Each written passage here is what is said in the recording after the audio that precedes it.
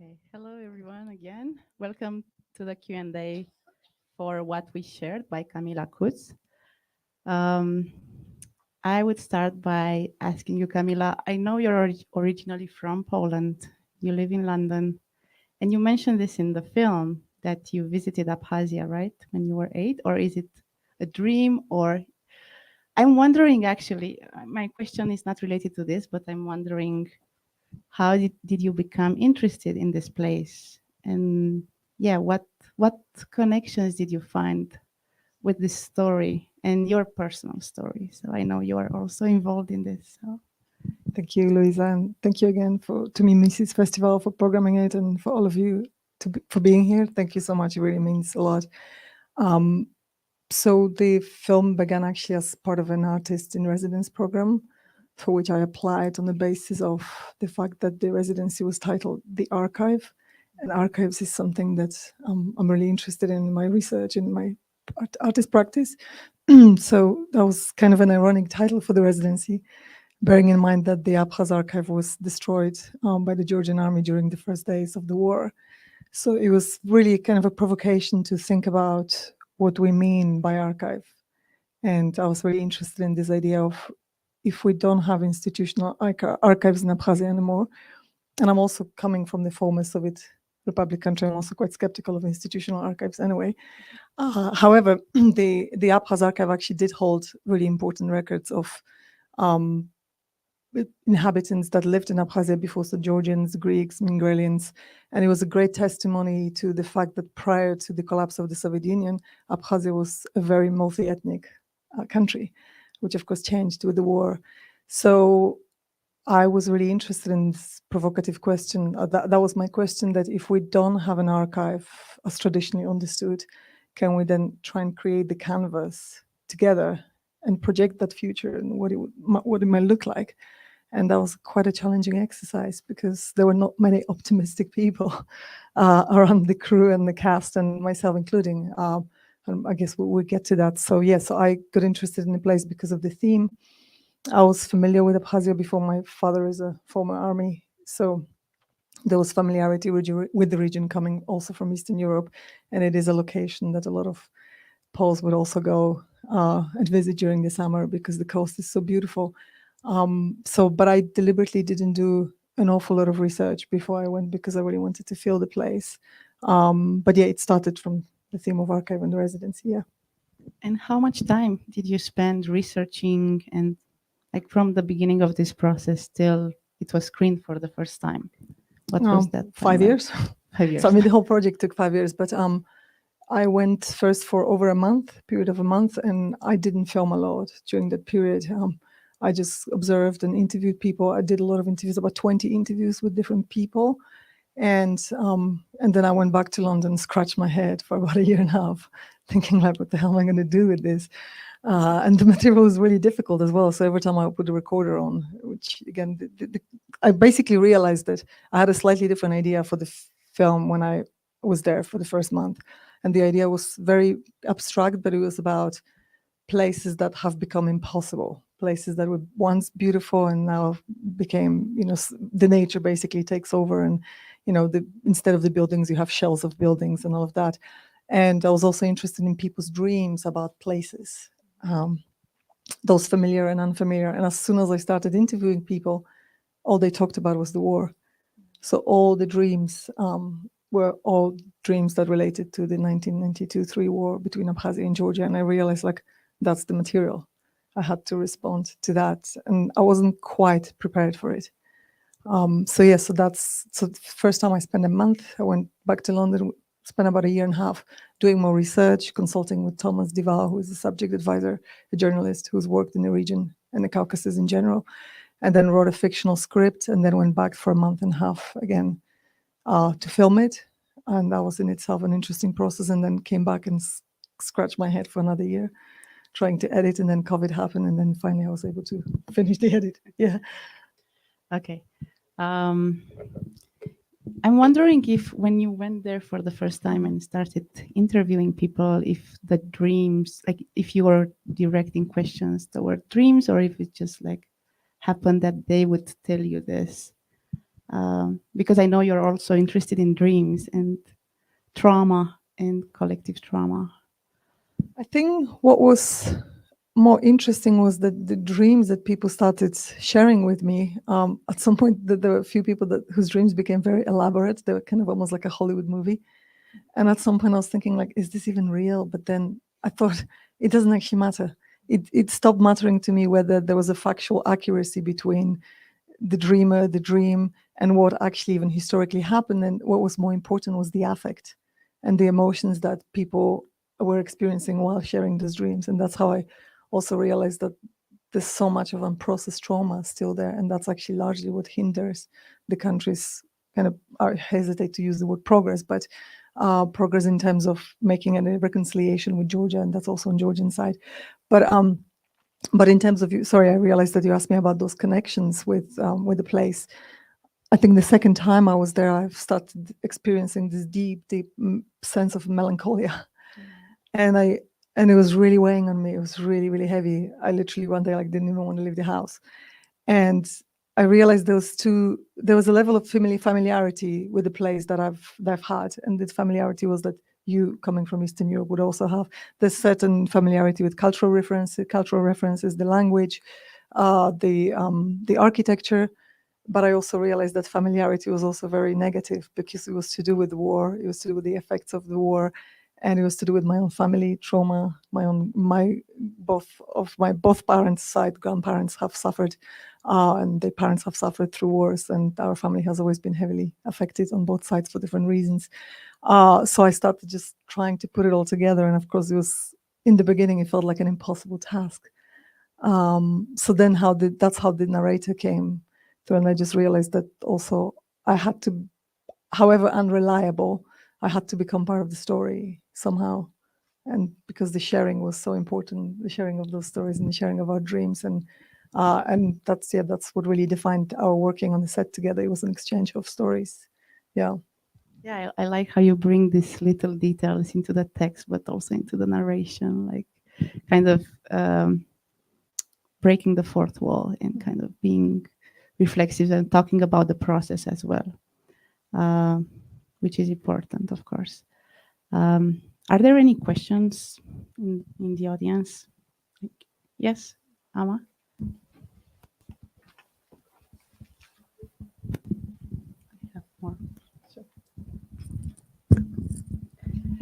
Thank you for sharing your film. It was really beautiful. I'm wondering, and I'm curious about like the use of layering. I'm not even sure if that's what you would call it, but I like, for example, like the watery imagery over some of the other shots and images throughout the film.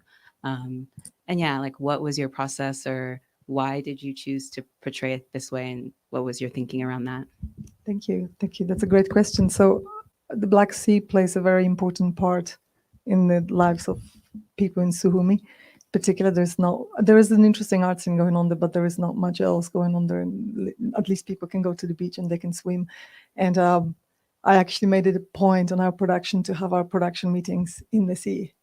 So the three of us, my first AD and Manana, who is one of the actresses who was also helping me out with the script, or assisting with the script, we would go swimming in the morning and in the evening. That's where we would debrief. That's where we'll have the longest conversations. And James and I are talking about making it an industry standard now. But anyways, the sea, it's a very important part in people's lives there. It played a role in the war as well, which I didn't talk about in the film. I couldn't quite find a way of incorporating it, but during the war, Georgian soldiers would fly helicopters over the sea, over the Black Sea, and they would drop their own soldiers' wounded bodies, and many of the soldiers were not even dead at the time. Apparently, these are the stories, and there's a lot of the sea holds a lot of secrets and holds a lot of history.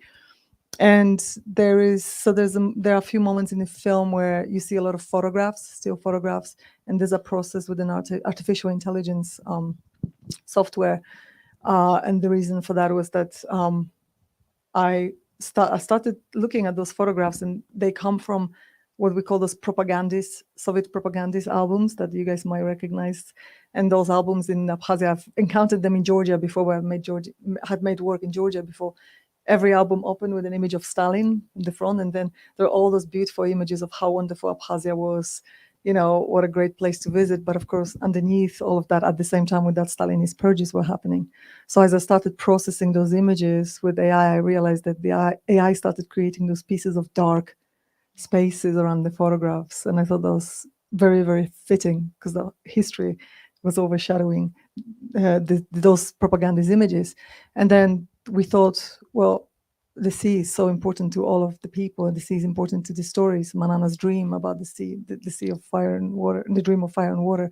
So we started processing them with another image, which is a moving image. It's a technical thing. And then this software just spat out this effect, which we thought was very fitting. And of course, there's also something about living by the sea, which is very rhythmic. The sea in some ways dictates the rhythm of your everyday life if you are in a close connection to the sea. So the sea again has, it's a kind of double-edged sword. And of course, I was also thinking of, we have this ongoing refugee crisis, constantly having people who lose their lives on boats. And that sea is a kind of seemingly a passage to a better life, but you have to make it through that sea, Yeah. I mean, and there's also an unavoidable parallel to what's going on right now in Ukraine, in the Black Sea, the other side. So, yeah, we can talk more about it. Yeah, go ahead. Emma, and then.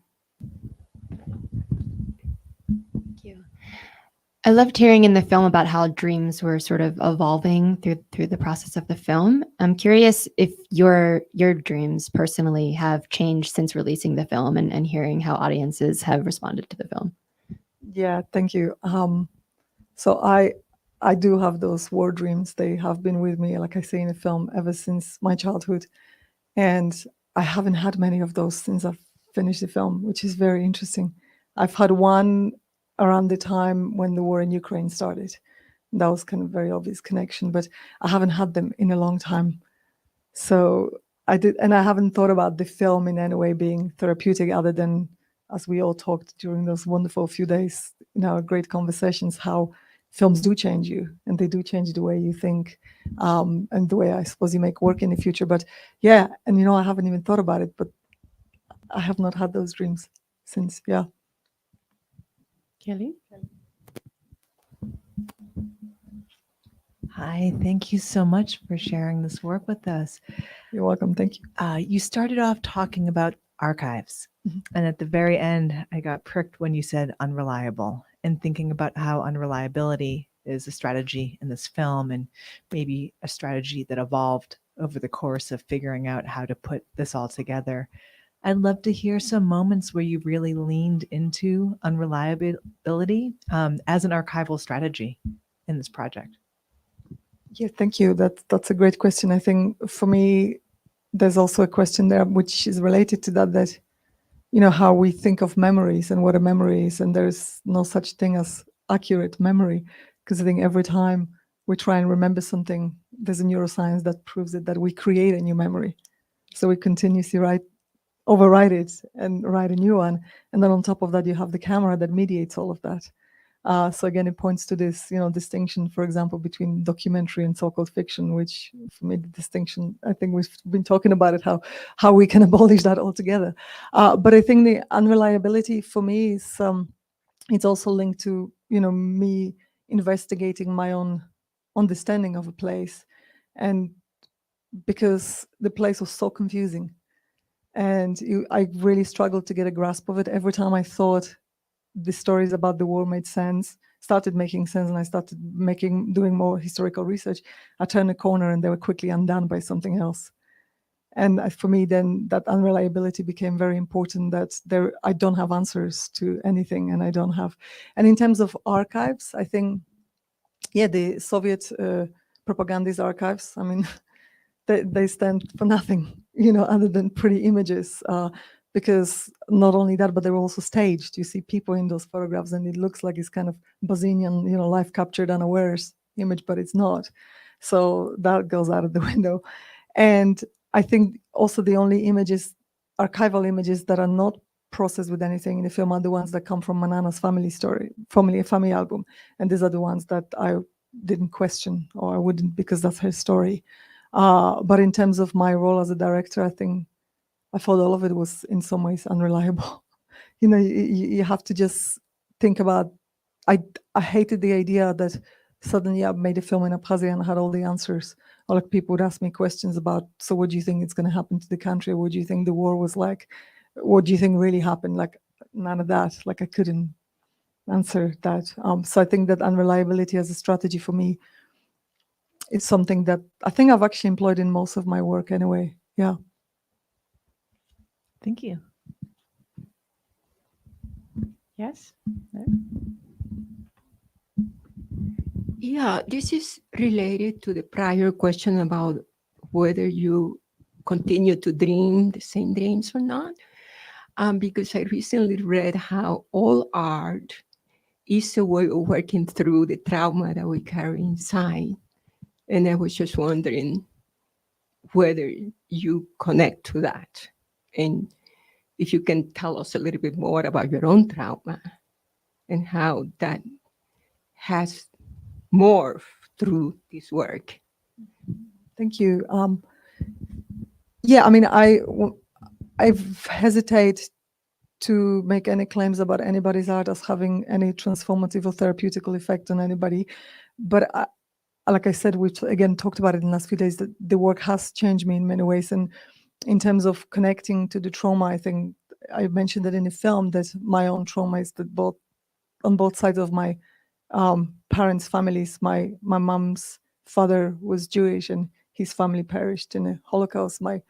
My dad's family, mother's father, got shot by the Nazis during the first days of the war, and he was among the first men who got shot because he was disabled from the previous war. So these were the first men that went, and yeah. So there's a lot, and there's all sorts of other trauma that happens in between, since and after and during the communist times.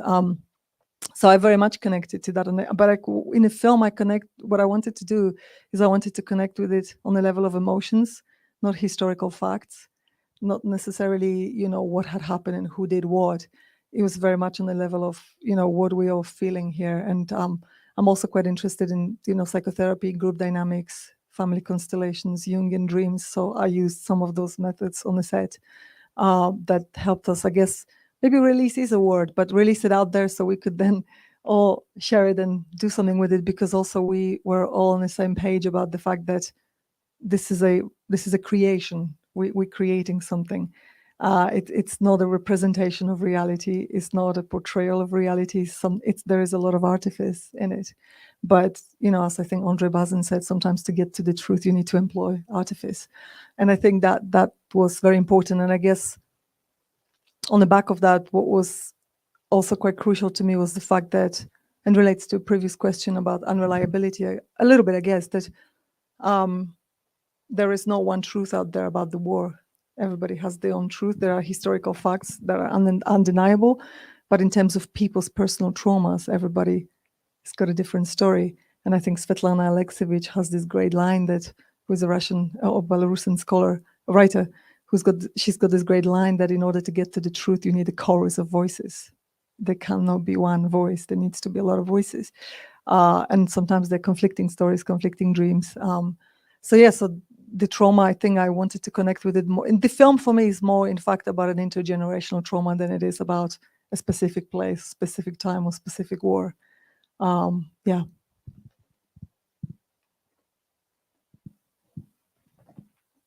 Yes.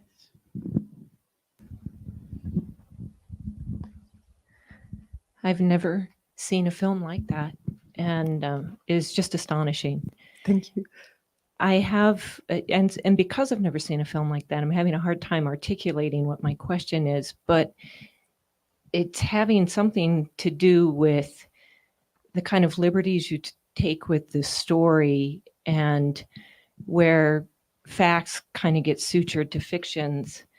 And it seems like something's opening up in narrative there that is new, or something's being liberated in narrative. Do you have a sense of what might be happening? It's a fantastic question. Response? Yeah, thank you. That's really great. I think one maybe anecdote I have about that is that when I was writing a script, and the script is based on people's stories, but a lot of it is fiction, and or what you might call fiction. And when I wrote the script and I shared it with few people, the stories that were actually shared to me by people as their own experiences, my friends thought are made up, but the stories that were made up, they thought were real. So that's something you're talking about that I think that was super interesting for me on the level of that process. But I also think that I'm very suspicious of like very conventional narratives around wars, conventional narratives or mainstream, I should say, narratives around what happened.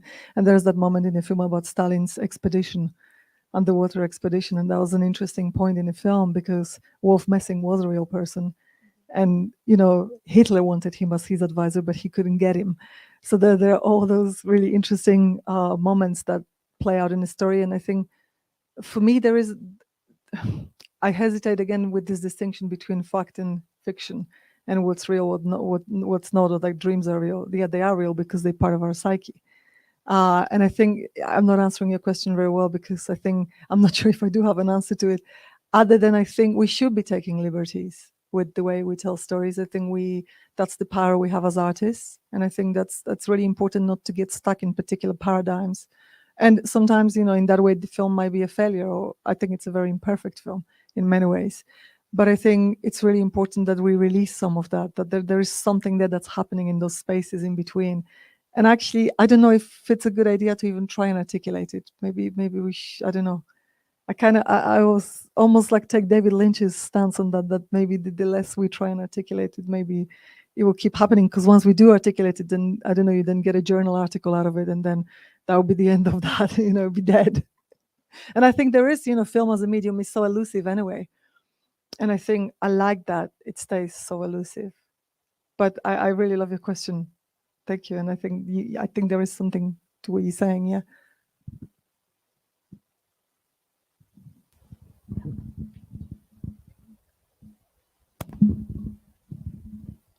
You've talked a couple times, and it's something that I thought was really interesting in the film, about the deep dream technology that you used to manipulate or create an effect on some of, I think, on the photographs. And I thought that was very interesting. And I was thinking about the archive and the fact that your description of applying the AI and finding that you had like a very surprising response from the AI. And I wonder how that affects the archive, if you could speak to that at all. I think what was interesting about those images that are processed with AI, like I said, that some of them came from those propagandist Stalinist albums that people still keep at home. And I think they just become part of this like sort of, I don't know, wicked, tricky party trick that you just pull out. Or let me show you what I got. And everybody's laughing because now we know that they're not, they don't have any connection to the truth.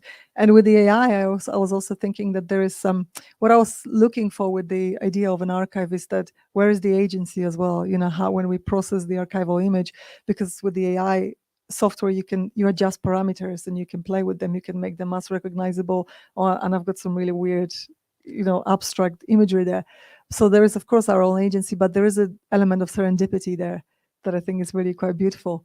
And again, maybe points to that elusiveness once again, that it's a little bit like working with, not quite, but a little bit like working with real film, where you don't really know. You kind of wait 5 minutes to see what this software is going to spit out, And so that's that. But I think more importantly, relating to the archive, which I haven't mentioned before, that for me, the body was an archive in the film, and everything that the body contains, i.e. the memories, the feelings. And again, I turn to Svetlana Alexievich, who talks about the idea of why are emotional historical facts? Why are we not treating people's emotions as facts? Why are we stuck to those historical facts that this anyway? So I think the archive, for me, the reworking of the archive around that was more important. And the fact that we collectively design the scenes and we discuss the scenes, because we haven't actually talked about the method there, that my performers would often say to me, I don't want to wear this, or I don't want to be filmed on the backdrop of that. I want to go there. The scene with Manana, I'm digressing slightly, but the scene with Manana in which she walks into the sea is based on her dream. It is the dream she shares in the film.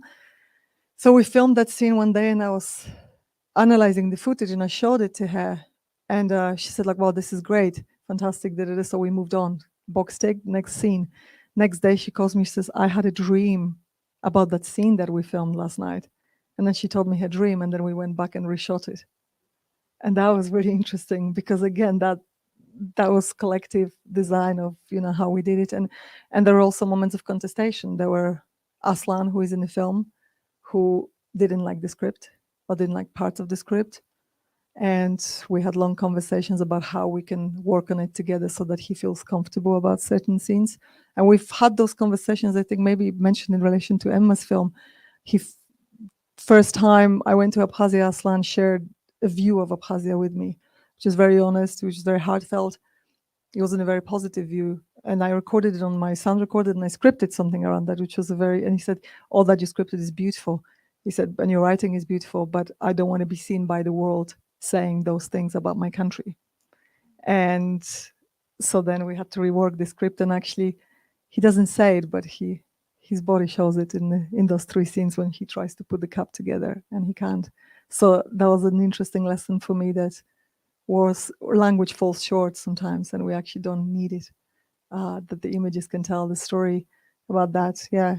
And I think, so anyway, sorry, I digress slightly from the archives, but it's the body in the archive that I was more interested in. Yeah.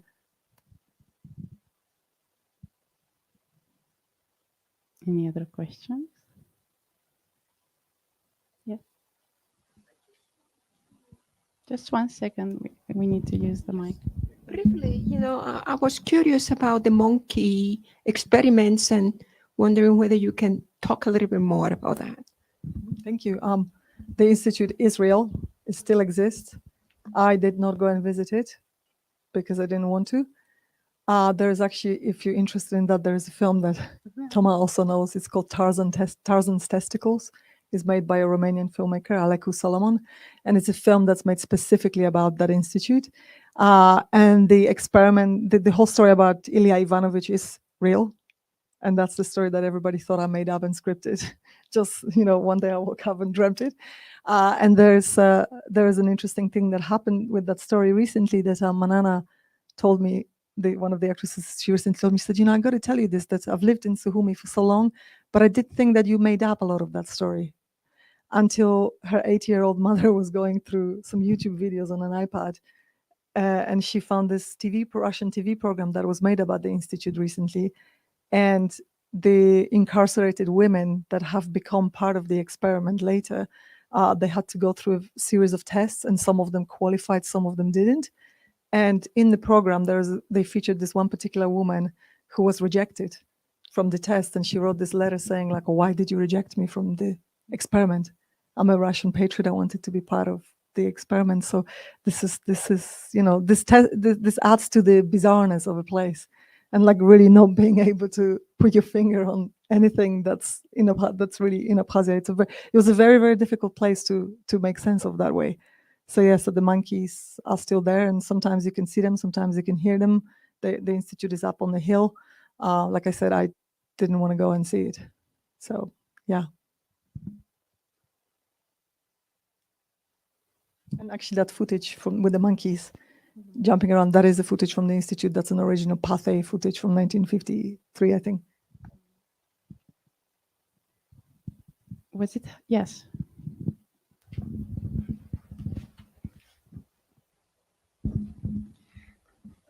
I was actually surprised that you included so many different stories, because to me it felt like one family story or some archive of like a shared archive. And I'm curious, how was the organization process for you? I know you scratched your head a lot, but and you had a script, of course, but how did anything change when you were editing? And did you consult or talk to anyone who you had filmed? Basically, like, when did you feel comfortable that it's ready and finished, ready to release? Thank you. Yeah, I did scratch my head a lot, and a lot. And then actually asked a friend of mine who I worked with before, who is an editor. She works for Vice magazine in London, and I said to her, I said, "Would you edit with me, because I can't take it anymore. Like, it's nothing is making any sense." And I also needed the distance, because by that point I'd also returned to Abkhazia. In between is like 5 years of work. And I think, again, it was important for me that the film feels in some ways quite disjointed. The stories kind of puncture the narratives, because again, it mirrored my inability to make sense of a place. And I think that, again, was something that I'm not also a big fan of very traditional linear narratives. And as Eva and I have been talking, is like the world doesn't work in a linear way anyway.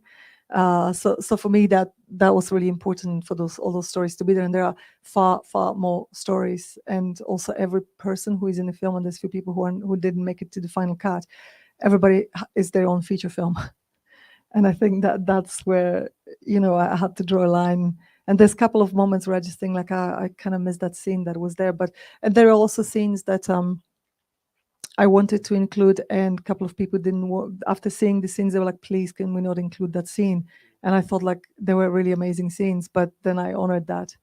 And equally, Sergey looks at the footage and goes like, "Shit, I hate myself on the screen." He was like, "Why did we put that in?" But it was a really interesting collective process there. But in as far as consulting the edit with the crew, with the cast, I was able to consult some of it with a couple of people. Because I wasn't able to return to Abkhazia at that moment because COVID happened, and you still can't go to Abkhazia. The border is still closed. So the edit was consulted with Manana and Sergey, who were great.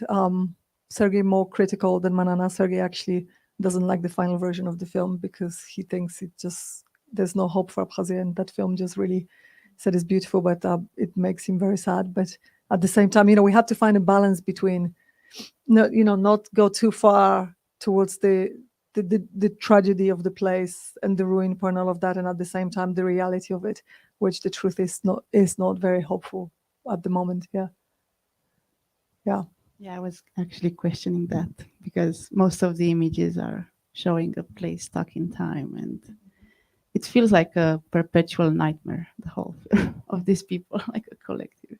Yeah, and I think that there is there's something that's really, Abkhazia is this isolated state now. It's a de facto state that is not recognized by any other country than Russia, for obvious reasons, because Russia is using it as a buffer zone between them and Georgia, among other things.